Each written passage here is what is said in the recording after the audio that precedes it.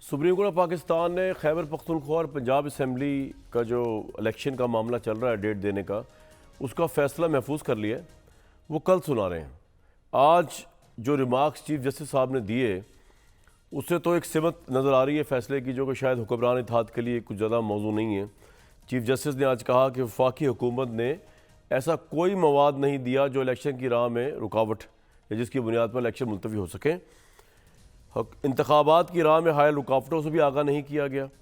हुकूमत और दीगर फ़रक़ैन की दुरुस्त मावनत नहीं मिली। हुकूमत ने इलेक्शन करवाने की आमादगी ही ज़ाहिर नहीं की।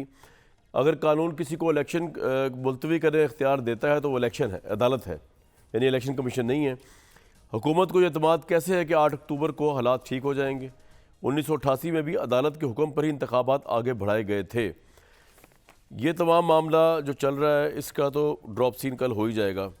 इस पर इरफान कादिर साहब का भी मौक़िफ़ आ गया, वहाँ पे वो खड़े हुए, उन्होंने कहा इंतखाबात तारीख देना सुप्रीम कोर्ट का, इलेक्शन कमीशन का काम है। फ़ैसले का तनासुब का तनाज़ा जजेस का अंदरूनी मामला नहीं है, ये पूरी कौम का मामला है, एटसेट्रा।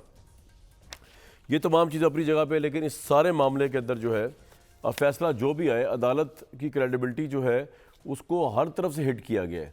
वो लोग जो सुप्रीम कोर्ट ऑफ पाकिस्तान के बहुत सगे बन के अदलिया के लिए एक मूवमेंट कह रहे हैं जी हम खड़े कर देंगे अगर अदालती फ़ैसले जो हैं उनका इतलाक़ ना हुआ, वो भी इस सुप्रीम कोर्ट को और पाकिस्तान के अदालती सिस्टम को मेरे नज़दीक डैमेज कर रहे हैं।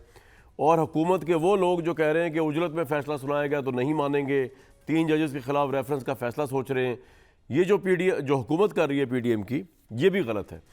और ऑब्वियसली इसने भी इस कोर्ट को गलत है या सही है, इस कोर्ट को कॉन्ट्रोवर्शियल बना दिया है।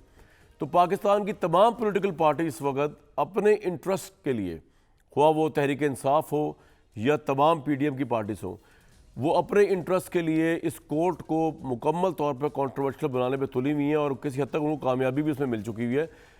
मुझे नहीं पता कि सुप्रीम कोर्ट ऑफ पाकिस्तान को क्यों किसी पॉलिटिकल पार्टी की मुखालफत चाहिए या क्यों किसी पॉलिटिकल पार्टी की मावनत चाहिए अपने फ़ैसलों को अमल दरामद करवाने के लिए। मसलन अगर तहरीक इंसाफ खड़ी हो गई है उसके साथ, सुप्रीम कोर्ट के साथ, तो ये तो खुद आप जो है उसको पार्टी बना रहे हैं। आप खुद जजेस को या सुप्रीम कोर्ट को कह रहे हैं कि जी एक पॉलिटिकल पार्टी खड़ी होकर इंप्लीमेंट करवा रही है फ़ैसले। आपको ज़रूरत नहीं है। सुप्रीम कोर्ट क्या इतनी कमज़ोर है कि तो उसको तहरीक इंसाफ या किसी पॉलिटिकल पार्टी की ज़रूरत है कि अपने फ़ैसलों को अमल दरामद करा सके, या उसके लिए पूरी मूवमेंट चलेगी? अगर तो ये सिचुएशन है जो तहरीक इंसाफ ने पोजीशन ली है, तो फिर तो इस मुल्क में इंसाफ नहीं है। अगर अब एक सियासी पार्टी जो है वो सुप्रीम कोर्ट के फैसलों को इंप्लीमेंट कराएगी या उसके लिए मूवमेंट चलाएगी इंप्लीमेंट करने के लिए, तो इस मुल्क में फिर इंसाफ की, रूल ऑफ लॉ की, दस्तूर की, आयन की कोई हुक्मरानी नहीं है। और दूसरी तरफ अगर हुकूमत सुप्रीम कोर्ट के आए हुए किसी फैसले को ना माने तो ऑब्वियसली जो है उस वक्त भी चल जाएगा पता कि स्टेट की रिट खत्म हो चुकी है, अदालत की रिट चैलेंज हो चुकी है और ये स्टेट फंक्शन ही नहीं कर रही। दोनों सूरतें नो विन सिचुएशन है। अगर ये दोनों होती हैं तो कल का फैसला क्या आएगा इसका तो मुझे नहीं इल्म, लेकिन ज़रा पूछ लेते हैं। मियाँ जावेद लतीफ़ साहब और लिबास अमान साहब तो आ चुके हैं। मियाँ जावेद लतीफ़ साहब, ये जो आपके, सबसे पहले तो आप जहाँ लंदन में बैठे हुए नवाज शरीफ साहब की बात सुन लेते हैं, सुनवा दें। जिन्होंने तो कहा बेंच ही कबूल नहीं तो फैसला कैसे कबूल होगा, सुनवाएं ज़रा।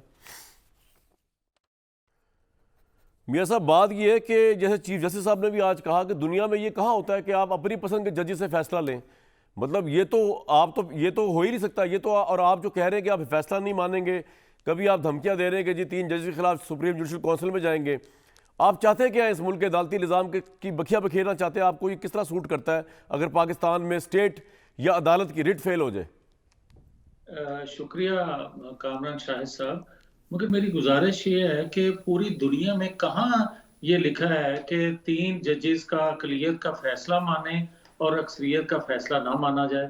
और दुनिया में कौन सा कानून ऐसा है या तो आप देखें कि पाकिस्तान के अंदर बरतानिया की अदालतों की बड़ी मिसालें दी जाती हैं। तो बरतानिया की अदालत ये कहती है कि कोड ऑफ कंडक्ट जो है वो आपको कहता है, और ये कानून है यहाँ का, कि अगर जजेस जो हैं सियासी बुनियाद पे या पसंद नापसंद की बुनियाद पे या किसी दबाव में फैसले करते हैं, तो ना सिर्फ उसको इस्तीफा देना होगा बल्कि उनके खिलाफ कार्रवाई की जाती है। आप देखें कि पाकिस्तान के अंदर जो फैसले 2017 से खास तौर पर आ रहे हैं, क्या वो किसी दबाव के तहत नहीं आ रहे? उसका इतराफ तो मुख्तलिफ किरदारों ने मान लिया। और जब किरदार मान रहे हैं तो आप एक बेगुनाह को रिंग से आउट रखना चाहते हैं उस गलत सजा की वजह से, और एक बंदा जो जिसका जुर्म साबित हो चुका है, बार बार साबित हो चुका है, उसको सादों को रमीन रखना चाहते हैं। ये पहली बात तो ये है कि आप ये देखें कामरान शाहिद साहब जी जी कि आपने किस तरतीब और किस सिमत से 2017 से जो सिलसिला भाई अदलिया का 2017 को छोड़ शुरू के हुआ। मियां साहब, मैं तो आज की बात कर रहा हूँ। ये जो प्रोसीडिंग चल रही है, आप कह रहे हैं फैसला नहीं मानेंगे, हम जजेस के खिलाफ रेफरेंस कैसे दायर मानेंगे? करेंगे, हम बेंच ही कामरान कबूल नहीं कैसे? करते फैसला। ये किस आप तो अदलिया की धज्जियां उड़ा रहे हैं ना। आप नहीं मानेंगे तो आम आदमी किस तरह अदलिया की रिस्पेक्ट करेगा? ये सवाल था मेरा। अच्छा, आपके सवाल पर मैं आ रहा हूं दोबारा से।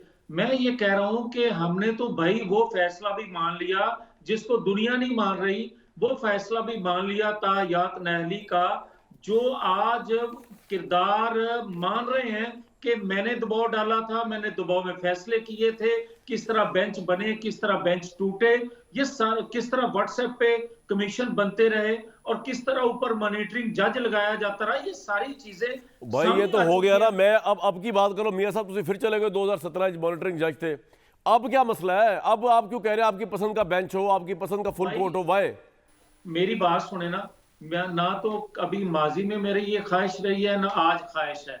मैं आपसे ये कह रहा हूं कि 4-3 का जो फैसला है, क्या मियां वो साहब मुझे अदलिया आप का एक बात फैसला बताएं, नहीं? आपकी सारी बातें एक तरफ, अब सुप्रीम कोर्ट ने 4-3 का फैसला नहीं माना, सुप्रीम कोर्ट चल रही है 3-2 के फैसले। मुझे आगे का बताएं, कल अगर भाई आपके क्यों? खिलाफ फैसला आ जाता भाई है कामरान, तो आप क्या करेंगे? कामरान मुझे पॉइंट पे है ना सर, वन टाइम की किल्लत है जरा। कामरान जी वन मैन शो नहीं हो सकता, एक बंदे की नहीं नहीं, मर्जी आप नहीं चल करेंगे क्या? सकती, ये अदालत है, मैं ये आप कानून करेंगे है। क्या?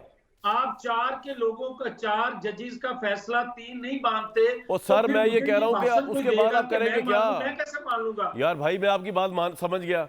आप कह रहे हैं कि हम फैसला नहीं मानते, फैसला कल आ जाएगा, आप माने ना माने।